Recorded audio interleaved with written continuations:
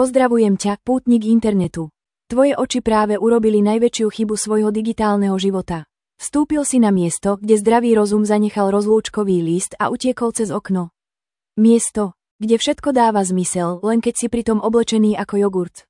Ja som Števo, a nie som Števo, ale možno som, alebo bol, alebo... Raz som sa zobudil vo vani plnej tatárskej omáčky a hlas mi povedal, tvoje meno je Števo a tvoj osud je robiť videá, ktoré ľuďom roztopia kolená od hanby.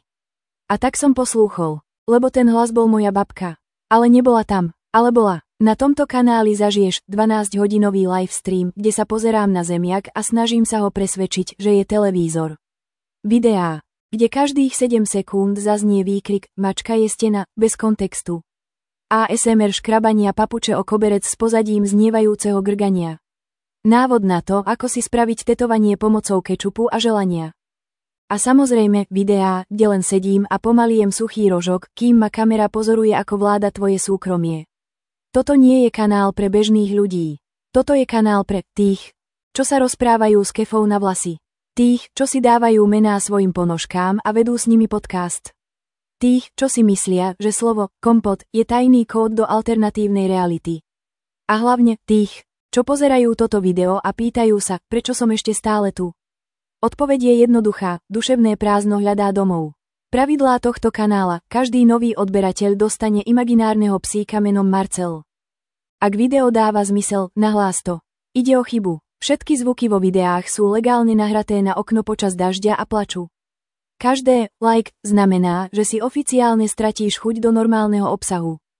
Ak sa začneš smiať, máš problém. A ak nie, tiež. Mentalita tohto kanála, jedz hrniec. Plač do kečupu. Volaj niekomu, pán Paradajka, bez vysvetlenia. A každé ráno sa pozri do zrkadla a povedz si. Dnes som Števo. A dnes, to bude čudné. Ak ťa niekto uvidí pozerať toto video, okamžite sa ti ospravedlň. Ak si to pozrel až sem, tvoje oči budú odteraz hovoriť latinsky.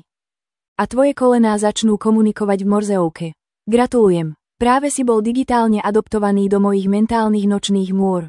Ja som Števo, ty si gauč. Spolu sme nábytok smútku. Ale zábavného smútku. Takého, čo vonia ako prepálený toast a znie ako výkrik do ponožky. Daj odber, daj like, alebo nič, ale ak to nič neurobíš príliš silno.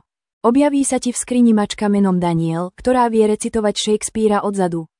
Záverom, ja som Števo. Nie som tvorca, som koncept, som stav mysle, som toast padnutý maslom nadol v simulácii, ktorú ovláda opica na energetickom nápoji.